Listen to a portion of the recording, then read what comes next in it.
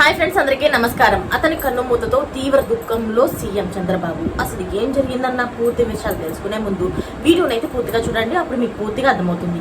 అదే విధంగా చాలా మంది సబ్స్క్రైబ్ చేసుకోకుండా వీడియోని చూస్తున్నారు. దయచేసి సబ్స్క్రైబ్ చేసుకుని లైక్ అయితే చేసుకోండి.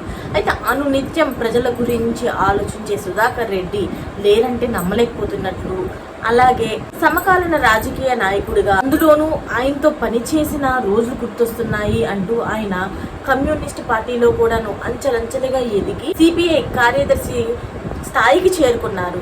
అలాంటి ఆయన చనిపోవడం చాలా బాధాకరమని, ఆ రోజులన్నీ గుర్తొస్తుంటే చాలా బాధగా ఉందని సీఎం చంద్రబాబు గారు చెప్పడం జరిగింది. అంతేకాకుండా ఏ పదవిలో ఉన్నా ఆయన విలువలతో రాజీ పడకుండా పనిచేశారు.